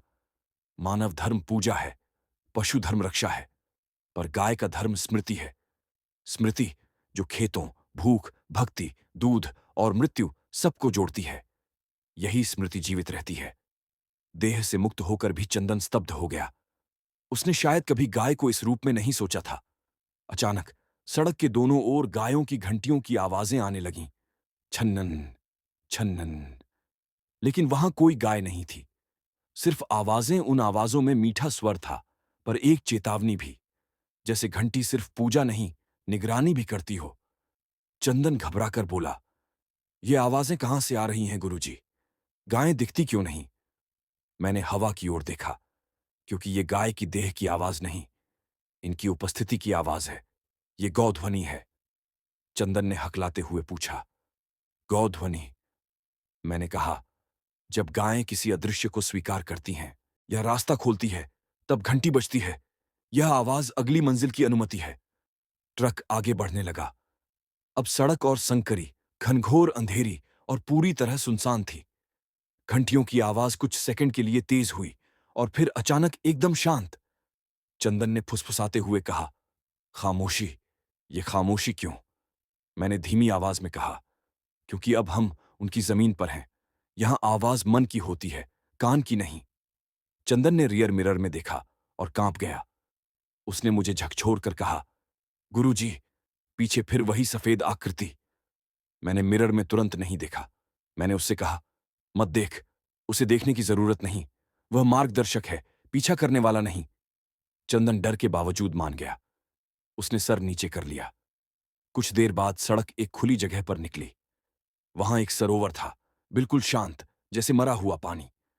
उसके किनारे मिट्टी नहीं थी, बल्कि जली हुई खाक, जो राख नहीं, जली हुई गायों के चारे जैसी लग रही थी। पूजा, मृत्यु और जीवन की महक, सब एक साथ।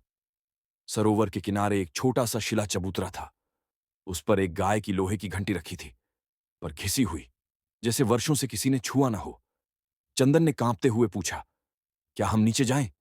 मैंने कहा, हां, पर आवाज न करना, यह स्थान गौतम का है।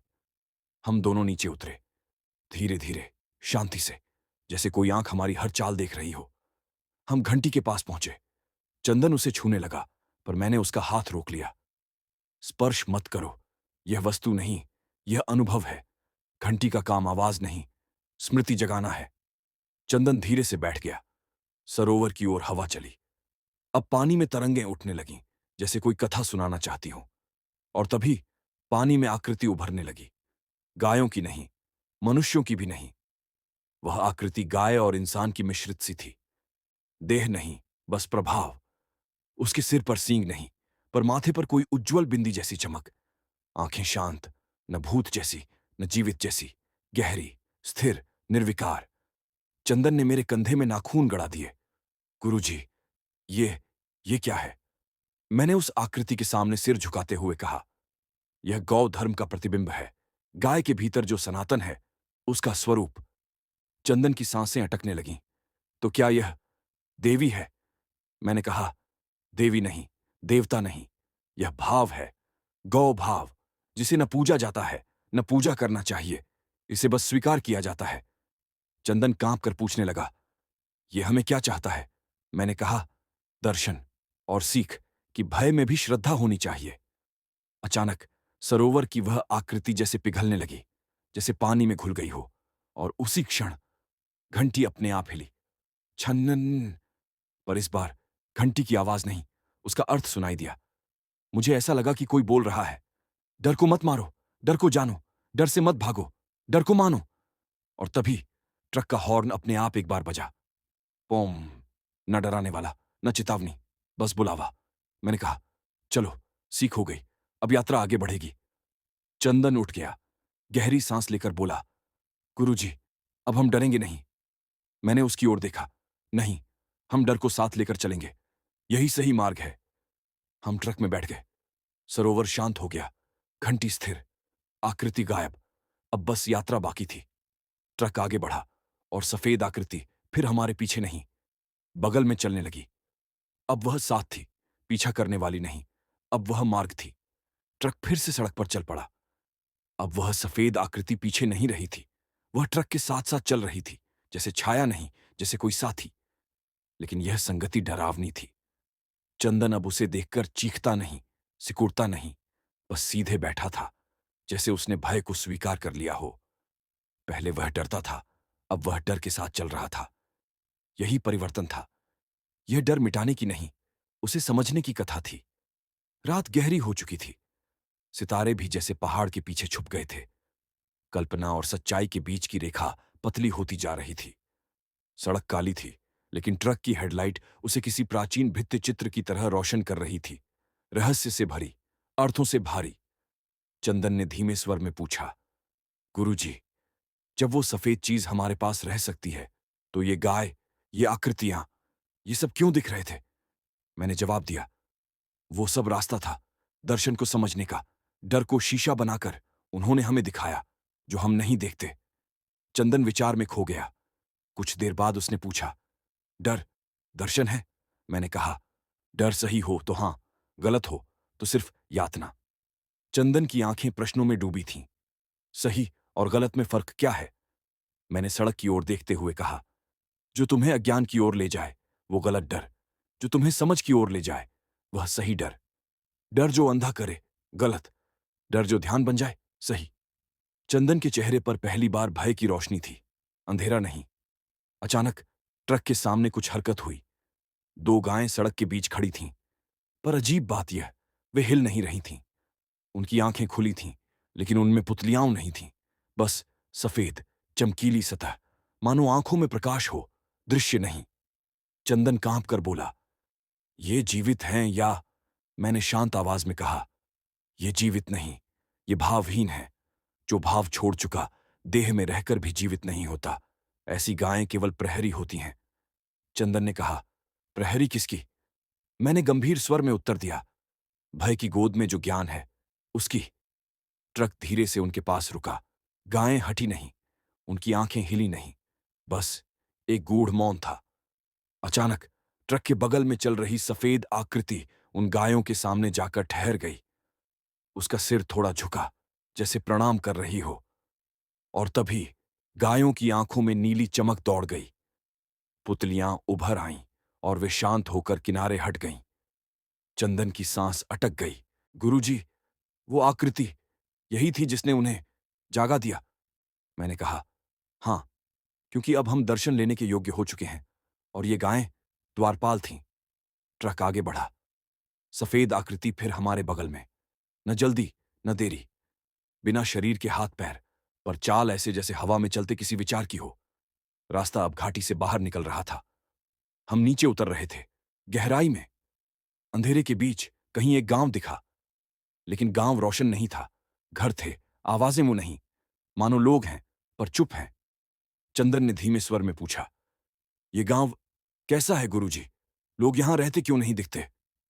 मैंने कहा, यह गांव सामान्य नहीं, ये गौ धर्म के प्रति आस्था के बोझ से दबा है।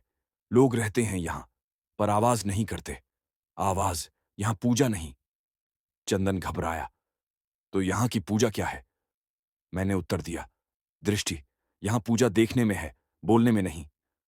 ट्रक गांव के बीचों बीच उतरा। न बच्चे, न बूढ़े, न औरतें, न मर्द, बस बंद खिड़कियां, पर पर्दों के पीछे हलचल। वहां छुपकर कोई हमें देख रहा था। सड़क के किनारे एक लंबी रस्सी बंधी थी, उस पर सैकड़ों गायों की घंटियां टंगी थीं, लेकिन कोई आवाज नहीं।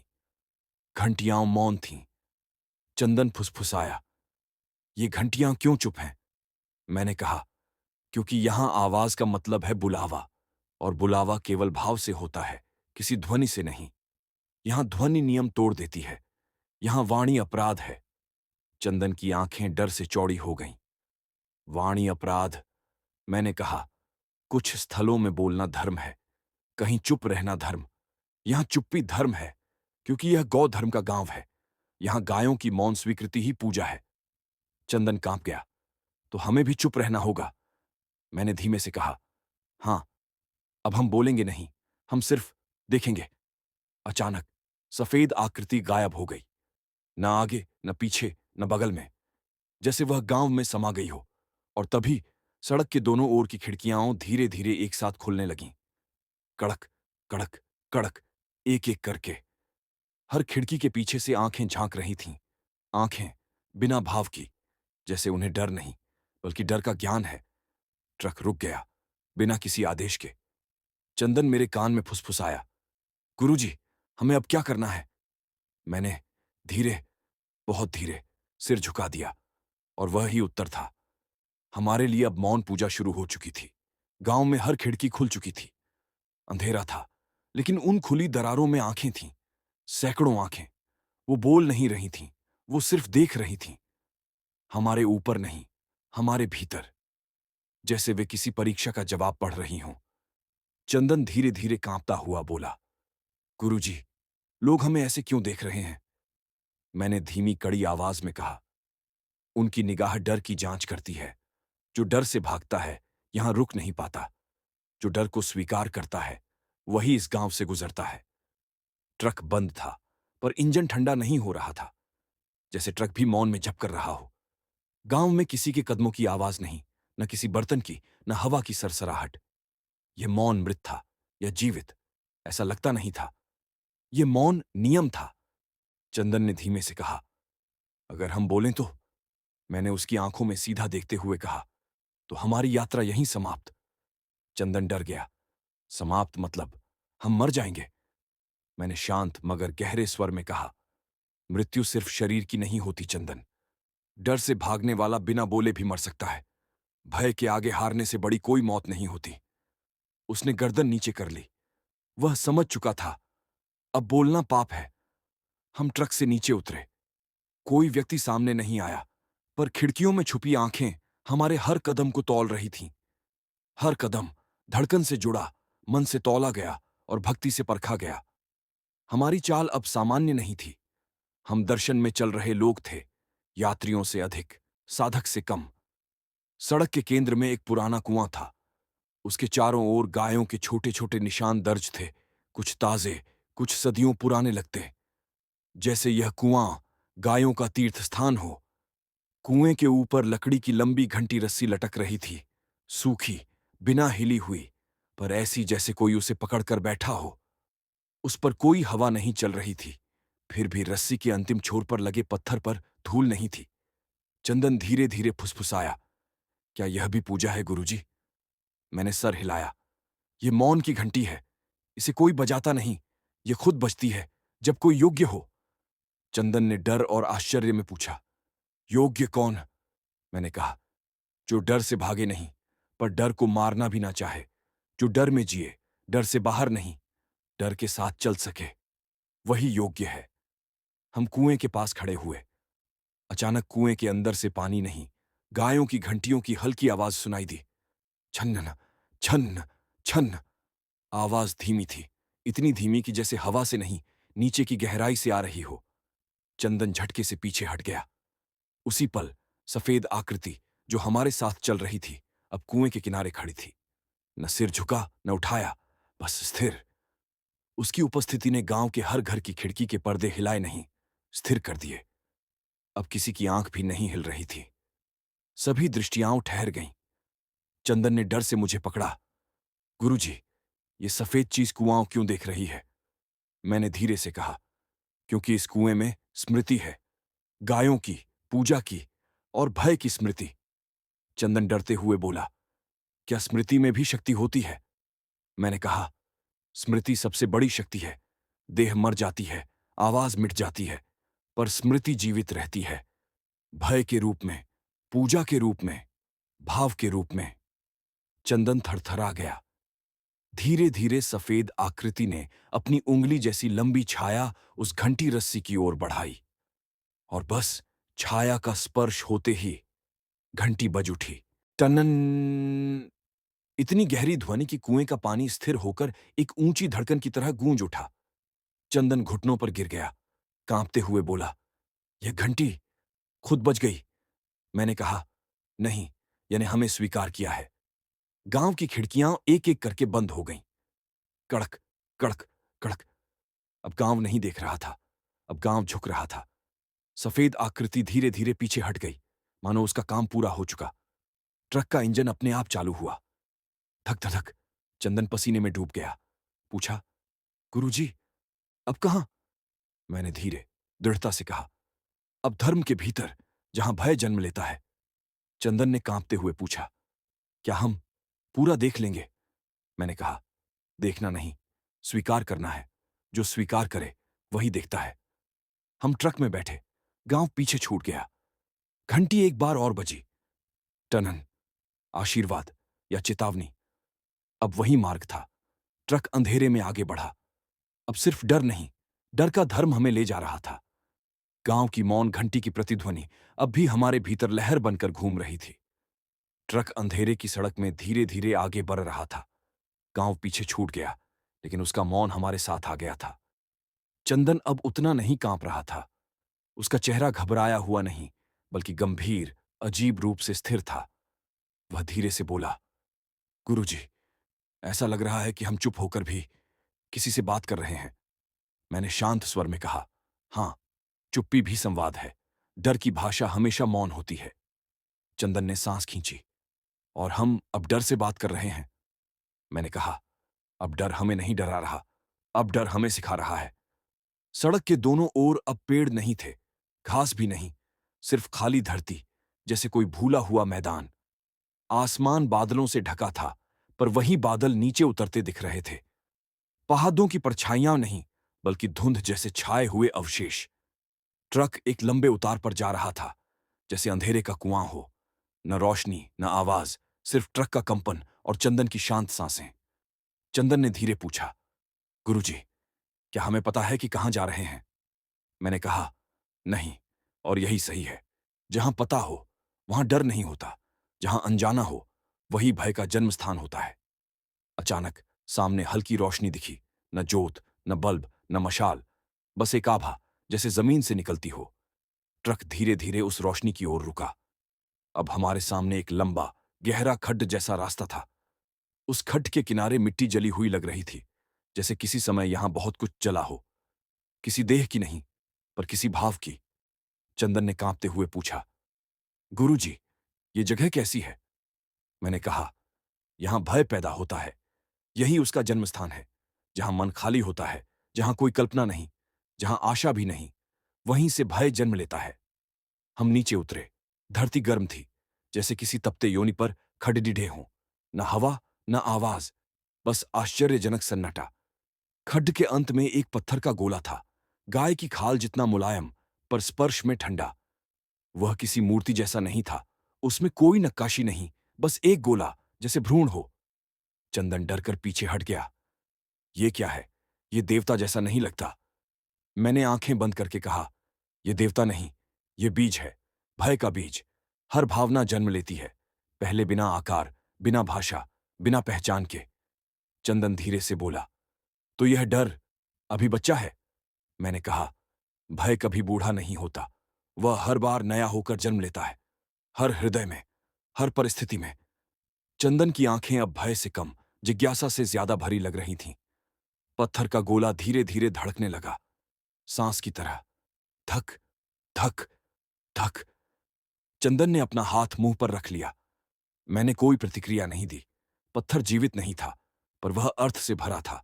उसकी प्रत्येक धड़कन हमारे भीतर के भय को छू रही थी। अचानक उस गोले पर गाय की आकृति उभरी।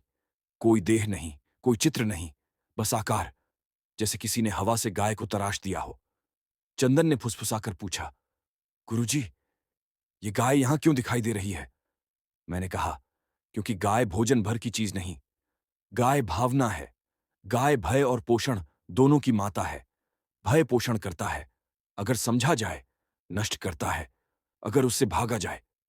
चंदन ने उस गोले को देखा। उसकी आंखों में चमक थी। अब वहां डर नहीं था, बल्कि स्वीकृति थी। और तभी सफेद आकृति फिर दिखी। अब वह हमारे बीच नहीं, गोले के पीछे खड़ी थी। उसने पहली बार अपना चेहरा घुमाया और वह चेहरा कुछ नहीं था। वह खाली था, खाली। यही भय का चेहरा था, चेहरा रहित। चंदन कांपा, लेकिन भागा नहीं। उसने धीरे से आंखें खोलीं, पूरी तरह, और उसने पहली बार उस सफेद आकृति को बिना डर देख लिया। मैंने चंदन से कहा, डर का रूप चेहरा नहीं होता। तू उसे देखकर डरता था, चेहरा न होने पर भी। चंदन ने धीमे स्वर में कहा, हां, मैं चेहरा ढूंढ रहा था। अब समझ आया, डर का चेहरा नहीं होता, हम ही चेहरा देते हैं। मैंने मुस्कुराए बिना कहा, और यही समझ दर्शन है। गोला धड़कना बंद हो गया, आकृतियां मिट गईं, सफेद आकृति पीछे हट गई, खड्ड से ठंड निकलने लगी। हमने भय के जन्मस्थान को स्वीकार कर लिया था। अब भय हमारा दुश्मन नहीं था, हमारा अनुचर था। ट्रक अपने आप चालू हो गया। सामने एक नया रास्ता चमका, थोड़ा उजाला, थोड़ा अंधेरा, भय और ज्ञान के बीच। मैंने ट्रक चलाया। चंदन चुप था, पर अब उसका मौन ज्ञान था, डर नहीं। अब हमारी यात्रा कहीं और जा रही थी, जहां भय, धर्म और गाय तीनों मिलकर नजर बन जाते हैं। भय अब हमारा अनुचर था। वह पीछा नहीं कर रहा था, वह मार्ग दिखा रहा था। ट्रक आगे बढ़ रहा था, पर पहाड़, जंगल, गांव सब पीछे छूट चुके थे। अब रास्ता कहीं भीतर जा रहा था। सड़क नहीं बदलती थी, हम बदल रहे थे। चंदन अब हर चीज को वैसे नहीं देख रहा था जैसे पहले। वह सफेद आकृति उसे डरावनी नहीं लग रही थी। उसने धीरे से कहा, गुरुजी, वो सफेद चीज अब अजनबी नहीं लगती, जैसे साथ चल रही हो। मैंने उसकी तरफ बिना देखे कहा, क्योंकि अब तू उससे भाग नहीं रहा। इसके पहले तू डर से भागता था, अब डर तेरे पास खड़ा है और तुझे चला रहा है। यही सहज भय है, यही दृष्टि का पहला सोपान। ट्रक एक विचित्र संकरी घाटी में प्रवेश कर गया। यह घाटी दूर से तो सामान्य लगी थी, पर उसके भीतर अजीब प्रकार का सामंजस्य था। जैसे चट्टानों में भी कोई लय हो, जैसे खामोशी में भी कोई ध्वनि छिपी हो। चट्टानों पर काई नहीं थी, पर उन पर उभरी आकृतियां थीं। गाय के सींग, घंटियों के आकार, कभी कभी पूरी गाय की परछाई। चंदन ने धीरे से पूछा, क्या यह कोई पुराना तीर्थ है? मैंने कहा, नहीं, यह तीर्थ मन का है, देवताओं का नहीं। यहां कोई मूर्ति नहीं, कोई पूजा नहीं, सिर्फ दृष्टि है। चंदन ने चौंक कर पूछा, दृष्टि में क्या होता है? मैंने कहा, दृष्टि में देखा नहीं जाता, दृष्टि में स्वीकार किया जाता है। जो तू स्वीकार कर ले, वही तुझे सत्य दिखता है। घाटी में पहुंचकर ट्रक अपने आप धीमा हो गया। थोड़ी आगे एक खुला मैदान दिखाई दिया, लेकिन यह मैदान घास से ढका नहीं था, बल्कि भूरी मिट्टी से, सूखी पर चिकनी। मिट्टी का रंग ऐसा जैसे किसी गाय के दूध को उबालकर जमाया गया हो। मैदान के बीच में एक लंबा त्रिकोणाकार निशान बना था। उसके किनारे पर राख, मध्य में मिट्टी और सबसे ऊपर पतली सी सफेद रेखा, जैसे किसी गाय के बाल की खाल उतारकर रख दिया गया हो, पर बिना रक्त, बिना हिंसा, एकदम शुद्ध, शांत, निर्धार। चंदन कांप गया। ये किसने बनाया? मैंने शांत स्वर में कहा, यह मनुष्य ने नहीं बनाया, यह दृष्टि बनाती है। जहां भय समर्पित हो जाए, वहां भय मिटता नहीं, वह मार्ग बन जाता है। ट्रक बिल्कुल उस त्रिकोण के किनारे रुक गया। हम नीचे उतरे। यह मिट्टी स्पर्श में ठंडी थी, जैसे किसी शिशु की त्वचा हो, कोमल, शांत, हल्की। चंदन घुटनों के बल बैठ गया। उसने हाथ में मिट्टी उठाई, पर मिट्टी गिर नहीं रही थी, बल्कि हवा में रुक गई, जैसे कोई आशीर्वाद हो। चंदन की निगाहें अब भय से भरी नहीं, बल्कि प्रश्नों से भरी थीं। गुरुजी, ये मिट्टी इतनी शांत क्यों है? मैंने उसकी उंगलियों से मिट्टी को छुड़ाते हुए कहा, क्योंकि यह भूमि देख रही है। यहां मिट्टी भी दृष्टा है। जो यहां आता है, वो यहां कुछ नहीं छोड़ता, पर अपने भीतर बहुत कुछ देख लेता है। चंदन की सांस गहरी होने लगी, मानो वह अब किसी और समझ में प्रवेश कर रहा हो। अचानक घाटी में घंटी की आवाज नहीं, आंखों के रगड़ने जैसी ध्वनि गूंजी। रर्रर्र, जैसे कोई कहीं गहराई से अपनी पलकें खोल रहा हो। चंदन डरकर बोला, ये कौन देख रहा है? मैंने कहा, दृष्टि। यहां उपस्थिति नहीं देखती, यहां दृष्टि देखती है। यहां देखने वाला तू नहीं, तू देखा जा रहा है। चंदन घुटनों से उठना चाहता था, पर मेरा हाथ उसके कंधे पर था। मैंने धीरे धीरे मजबूती से कहा, भाग मत, खड़े मत रह, झुको भी मत, सिर्फ स्वीकार कर। वह मिट्टी को देखने लगा, जैसे पहली बार धरती देख रहा हो। क्षण भर में वह सफेद आकृति सामने आकर खड़ी हो गई। अब वह दूर नहीं थी, उसका चेहरा फिर खाली, पर इस बार उसका खालीपन भय नहीं, आमंत्रण था। चंदन ने उस आकृति को देखा, उसकी आंखें हल्की सी भीगी। वह बोला, मैं डरता हूं, लेकिन मैं भागना नहीं चाहता। उसके शब्द धीमे थे, पर सत्य थे। और तभी मिट्टी में बनी सफेद रेखा हल्की सी चमक उठी। चमक आग जैसी नहीं, प्रकाश जैसी नहीं, बल्कि स्वीकृति जैसी। सफेद आकृति धीरे धीरे पीछे हट गई। वह अब पहरेदार नहीं थी, वह संकेत थी। अब हम अगले चरण के योग्य हो चुके थे। मैंने चंदन की ओर देखा। उसकी आंखों में पहली बार भय के साथ करुणा भी थी। मैंने कहा, अब दृष्टि तुम्हारी है, अब आगे भय नहीं दिखेगा, अब सत्य दिखेगा। पर सत्य भी सरल नहीं होता, वह भी भय से जन्म लेता है। चंदन ने पूछा, अब हम कहां जाएंगे? मैंने ट्रक की ओर इशारा किया। इंजन चालू था, पर इस बार ट्रक की हेडलाइट नहीं जली, हमारी आंखें ही रोशनी थीं। ट्रक आगे बढ़ा और हम दृष्टि की घाटी से निकलकर भय के सत्य की ओर बढ़ गए। दृष्टि की देहरी पीछे छूट चुकी थी। अब सड़क दिखती थी, पर दिशा महसूस होती थी। पहले यात्रा आंखों से हो रही थी, अब यात्रा मन से। ट्रक पहाड़ों से नीचे उतर रहा था, लेकिन ऐसा लगता था कि हम किसी गहरी जगह में जा रहे हैं, जैसे नीचे नहीं, अंदर जा रहे हों। चंदन खिड़की से बाहर नहीं देख रहा था, वह अब अपने भीतर देख रहा था। कुछ देर चुप रहने के बाद उसने धीरे से पूछा, गुरुजी, क्या भय का कोई अंत नहीं? मैंने कहा, अंत नहीं होता, भय समाप्त नहीं होता, बस बदल जाता है। जब हम उसे समझ लेते हैं तो वह डर नहीं, सत्य बन जाता है। चंदन विचार में डूबता गया। तो जो मैं महसूस करता था वो भूत नहीं था, वो डर ही था। मैंने उसका उत्तर पूरा किया, हां, भय ने रूप लिया था, क्योंकि तू उसे समझ नहीं रहा था। जो हम समझ नहीं पाते वह हमें डराता है। चंदन अब अजीब शांत हो गया, उसकी सांसें स्थिर थीं। कभी वह ऐसा खलासी नहीं था, आज ऐसा लग रहा था जैसे वह साधक हो रहा हो। ट्रक धीरे धीरे एक गहरी घाटी में उतर रहा था। घाटी में कुछ भी नहीं था, न पेड़, न चट्टान, न गाय, बस काली मिट्टी और काली हवा। यह शून्य था। चंदन ने पूछा, ये जगह ऐसी क्यों खाली है? मैंने कहा, यहां सत्य है, सत्य हमेशा खाली दिखता है, क्योंकि सत्य में दिखावा नहीं होता। चंदन की आंखें उस काली भूमि को देख रही थीं। वह बोला, इस खालीपन में डर नहीं है गुरुजी, यहां कुछ भी नहीं लगता। मैंने उसकी ओर देखा।